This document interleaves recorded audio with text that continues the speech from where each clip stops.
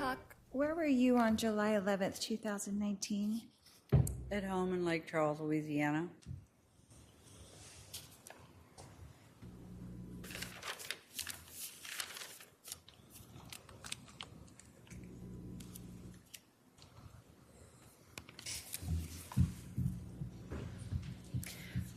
Were you aware at all of the relationship between Charles and Tylee?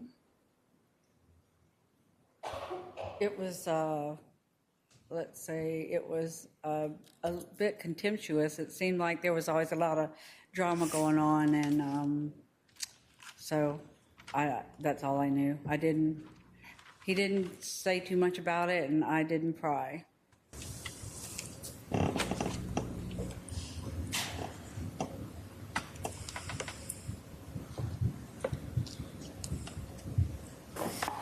But you knew that there was some kind of contention going on with those two for I can't a while. hear you. I'm sorry. You did know that there was some kind of contention going on with those two for a while. Yes. Okay. And you weren't really aware of the events that happened that morning, were you?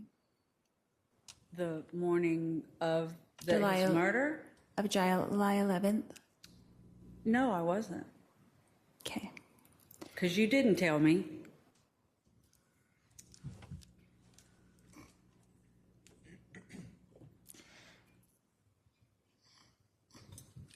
Ms. Whitcock, did you see or hear or personally witness me conspire with Alex Cox to kill my husband, Charles Vallow? No, but I saw a ton of evidence that did. Thank you. No further questions. Wow. So what we just saw there, that last bit of the exchange, is Lori Vallow Daybell says, thank you, no further questions. But she had asked you if you personally saw her conspire with Alex Cox to kill your brother, Charles Vallow. And you just said, no, but I've seen the evidence. Yeah. I mean, was that something that just came to mind, or did you foresee that happening because she had asked some witnesses that question at the end of Cross? That just popped out of my mouth. I didn't have no forethought. I just said it, and after that, I was talking to Trina, and I said she could have objected to a lot of that. I don't know exactly what, and she said, "Oh yeah, but she's pro se, so she doesn't know what she's doing."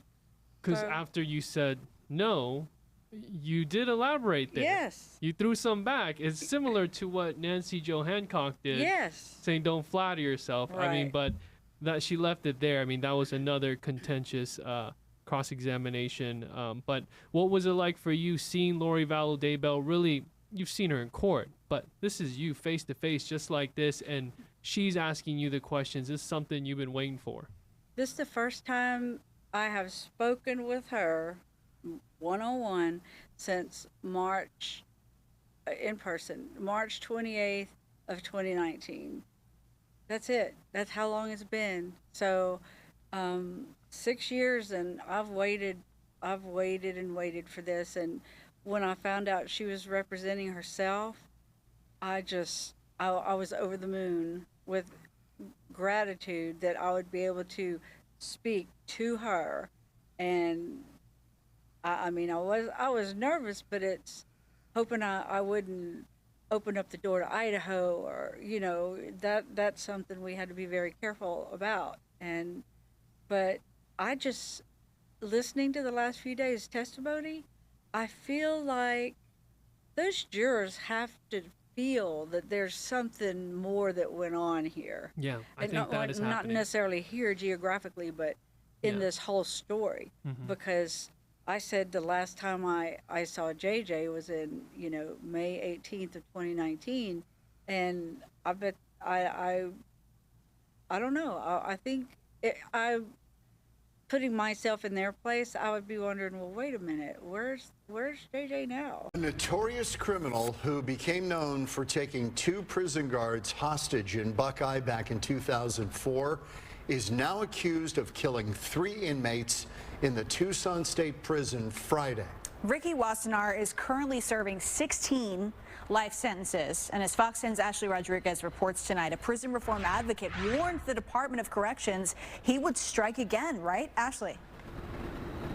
Yes. Okay. So that prison reform advocate, Donna Ham, she says she sent email after email to this prison warning them about Wassenaar. And you're probably wondering, how did she know how dangerous this guy was? Well, according to her, and this is where it gets crazy, he found her from prison. He called her and he told her, if they put any other inmates around me, I'm going to kill them.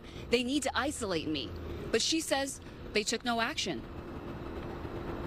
This was the most unusual call in 41 years of prisoner advocacy that I've ever received. Ricky Wassenaar called Donna Leon Ham, the director of Middle Ground Prison Reform, in November of 2024, after he says he strangled his cellmate, 81-year-old Joseph DeSisto, to death in a Tucson state prison. He asked her to intervene before he did it again. He seemed to want to kill any person who would be put in a cell with him. So when Ham learned Friday Wassenaar was accused of killing more than 3 inmates, she called Fox 10. They had ample warning about Ricky Wassenaar. He was warning them himself. Starting last winter, Ham says she sent the director of the prison, Ryan Thornell, email after email. She says they investigated and denied Wassenaar was responsible for DeSisto's death. Ham kept pushing, reaching out to the county attorney to get involved, but her warnings went unheeded. Now, prisoner Saul Alvarez, Thorne Harnage, and Donald Lashley are dead. When you think about an inmate killing 3 separate people, how do you get access to 3 individual grown men before a staff member intervenes? And I don't know. There's no explanation, no plausible explanation with all of those red flags.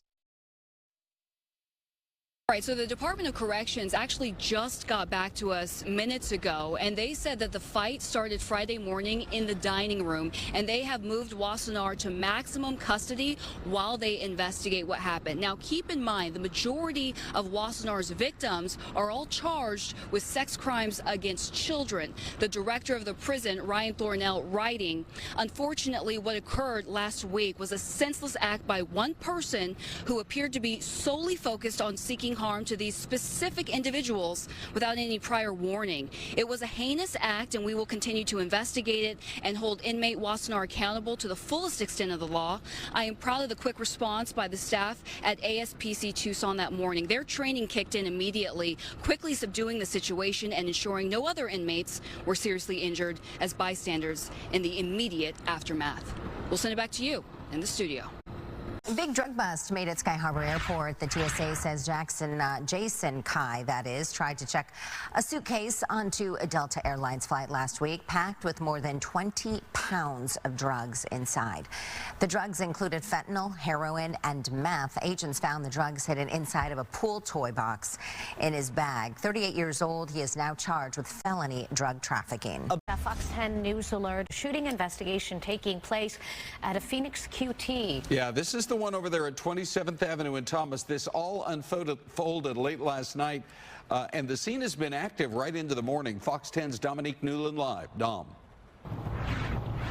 Good morning. Yes, yet another incident here at this QT on 27th Ave and Thomas Road, and now another reports of shooting. So here's a look at the current scene, and you can see a lot of evidence markers that investigators are currently looking at. They've been taking photos of this all throughout the morning. So the details I can tell you so far, we know that this happened at around 9:40 last night, where officers responded to the area here at 27th Ave and Thomas Road due to reports of a shooting. And when they arrived, they found an adult male with at least 1 gunshot wound. Now, he was taken to the hospital, we're told, with serious injuries, but officers, they're now starting that process of contacting any and all witnesses that may have been on scene. Detectives, of course, they will be here throughout the morning to continue this investigation. Currently, this QT closed off in all directions. So if this is your normal gas station that you stop at, maybe for your morning commute before you're going to work, you're definitely going to have to find another option. It doesn't seem like it will be opening opening anytime soon, just due to the amount of police, detectives on scene here.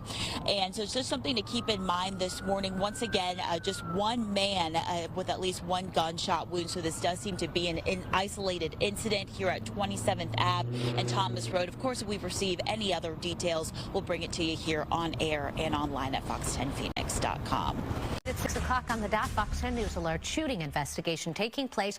This is at a Phoenix QT where multiple other crimes have happened in the past few months. Yeah, we're talking about 27th Avenue and Thomas. It happened late last night, just a bit before midnight. Dominique Newland with the details.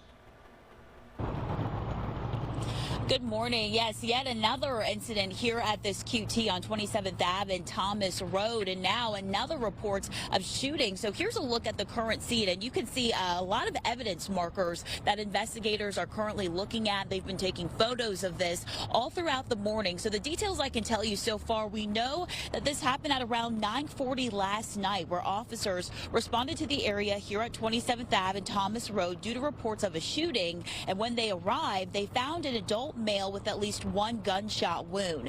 Now, he was taken to the hospital, we're told, with serious injuries, but officers, they're now starting that process of contacting any and all witnesses that may have been on scene.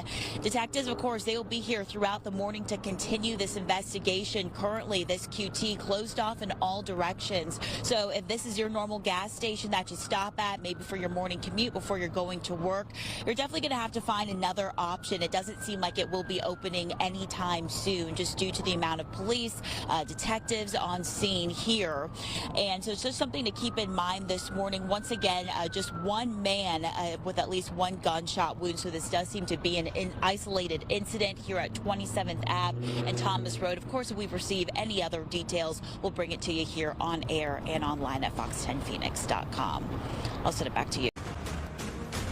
Time now 7:30. Let's get right back out to that Fox 10 News alert that we've been following so far this morning. So Sky Fox here overhead of this crash, a deadly crash on the US 60 happening northwest of the valley in Wittmann. These are live images this morning that we are bringing to you. You see that there is a truck there. There was a crash involving this dump truck and then unfortunately a golf cart. You don't see it in this vantage point, but on the other side of the dump truck, you can see that there was a golf cart that was actually heartbreaking image. It was really crushed underneath the cab of that truck. Westbound lanes here affected. One lane shut down westbound in Wittmann. So if you are driving out, let's say to Sun City West out near, maybe you're on your way to Vegas or somewhere out that way, you will be affected by this for a short time. And so again, we are waiting for an update from DPS. We will share that with you when it comes in and determine, you know, of course, how this happened. Investigators are looking into it at this hour. Lori Vallow Daybell today cross-examining one of the state's most important witnesses in her Doomsday murder trial. It is day 3 of the conspiracy for murder trial. A Chandler homicide detective took the stand this morning to testify about the shooting death of Charles Vallow, which is Daybell's former husband.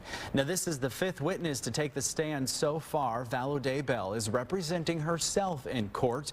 Today, she questioned the detective about the gun that shot Vallow and whether he believed her brother, Alex, had shot him. So all you really know for sure, after your 5 years of investigation, is that my husband was shot 2 times, 1 by that particular gun, 2 with those particular bullets, at my residence, and that he passed away as a result of that. Would that be correct? Oversimplified. There is a lot more information that is available to us for that. Is that correct? Is that question correct? Those are some known facts, yes, but that is not all we know.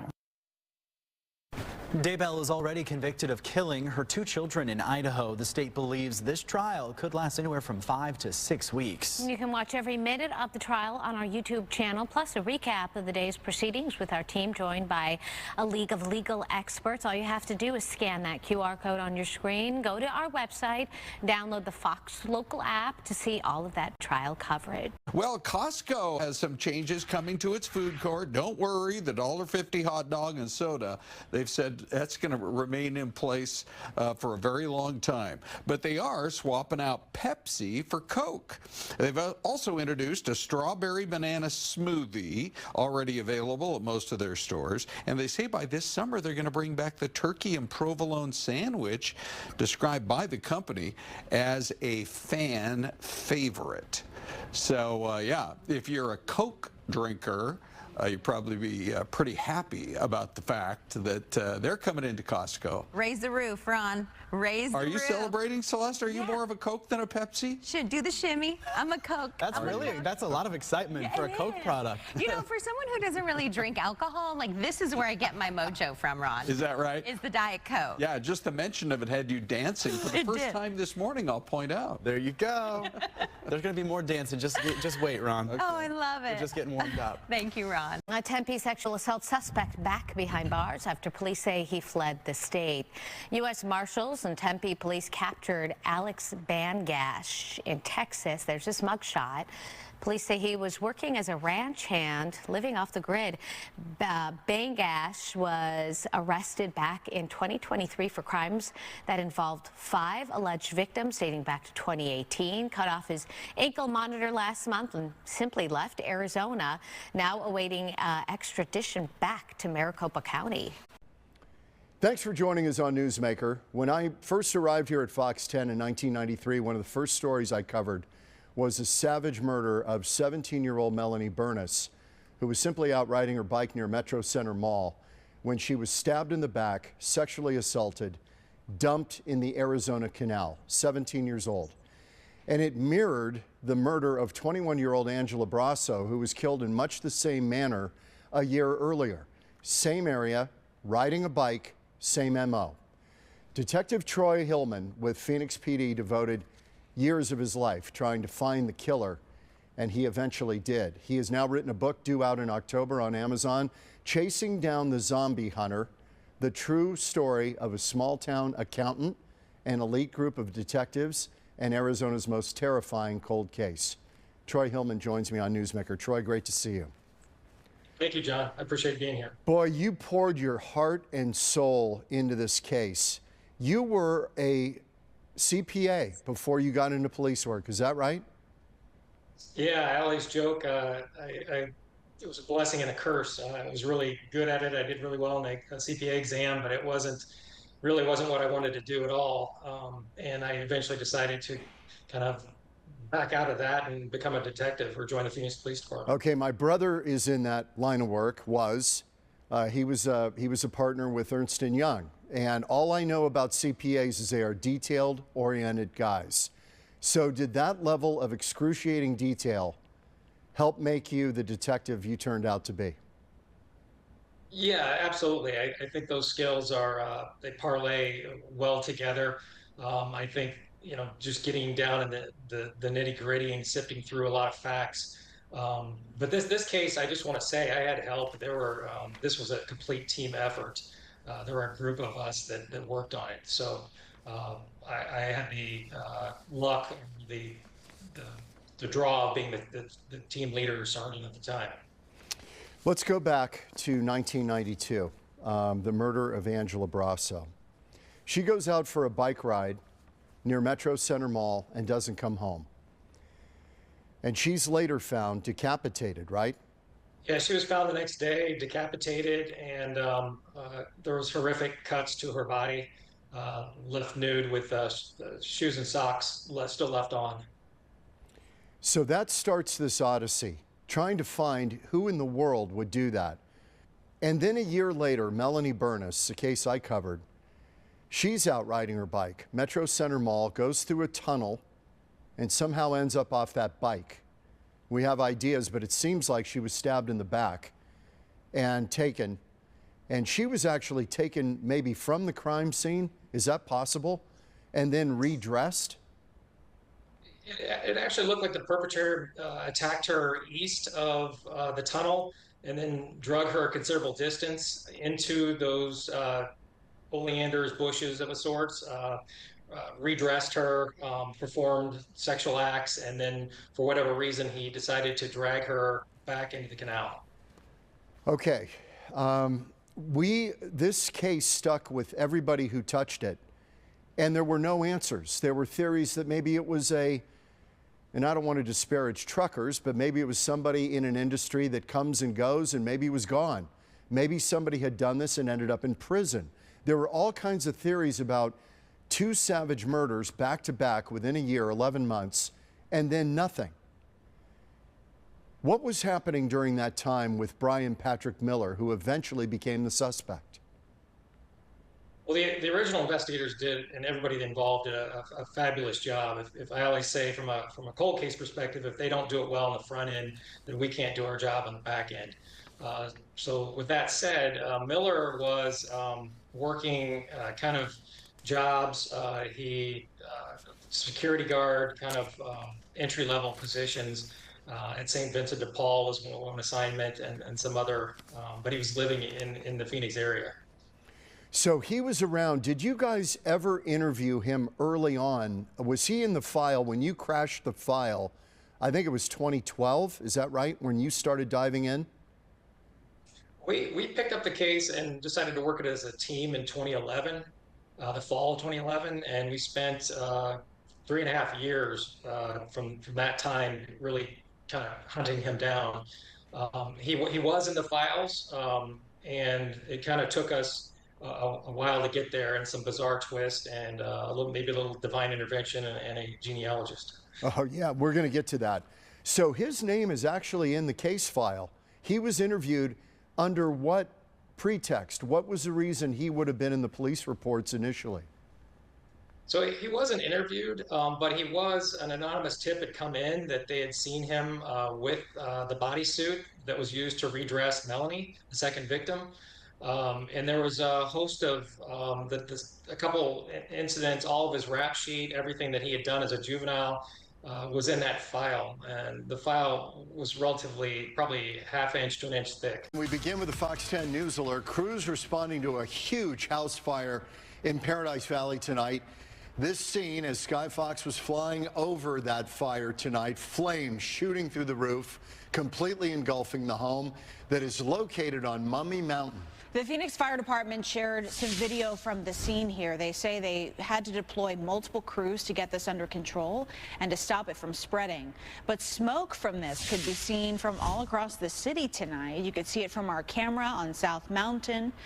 Right there, that's about 15 miles away. And you could also see it from the freeway. This view from our ADOT camera near the Loop 101 in Broadway.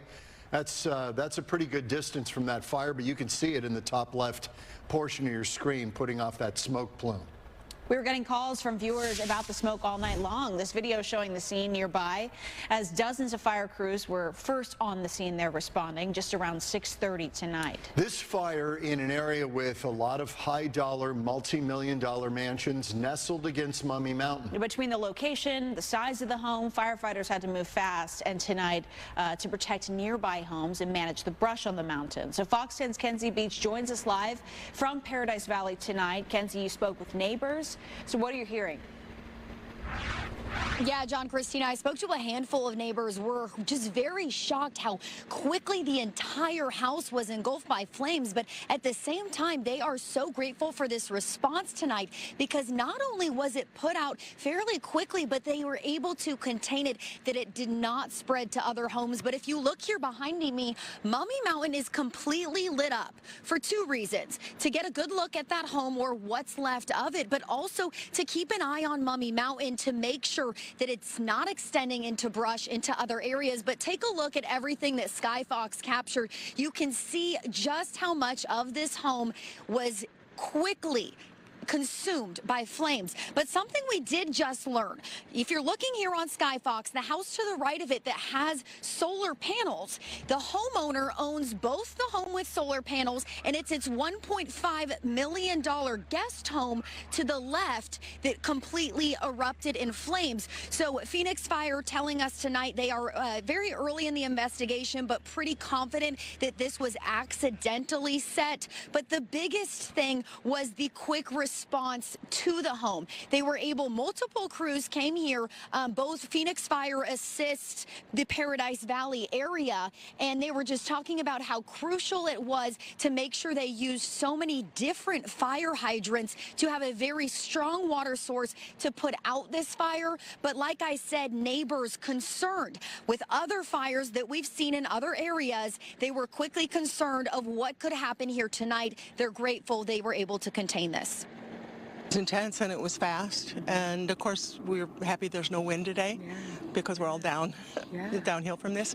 We could feel the heat, and we were probably, I don't know, we were maybe 400 yards away. It was pretty surprising just to see how quickly it looked like the entire house was engulfed in flames, which is odd for something to go up that quickly.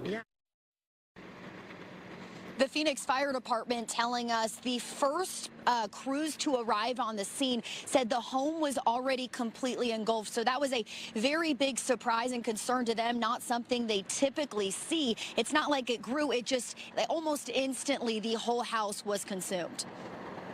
We've pre-planned these areas. We know the challenges that we face. When we look at an area like Paradise Valley, when we look at elevation changes, we look at the distance of the fire hydrants, we want to make sure we bring plenty of water supply. We don't put a demand on one well or one area. We're a very aggressive interior fire department, right? Phoenix Fire Department, it's a point of pride for us. Our motto is we're not going to lose. What's already lost is lost, but we're not going to lose anything surrounding. So. Now, I talked to multiple neighbors, as you just heard, and many of them telling me they were watching this fire and then wondering, when is it time for us to pick up our stuff and leave? But seeing how quickly these crews were able to put this out tonight, I'm sure for many of them, well, some of them telling me it was a relief to see that they planned for this. They planned for these areas, and the biggest thing was every crew that arrived here tonight was pulling from a different fire hydrant. John, Christina. All right, great job, Kenzie. Thank you for that.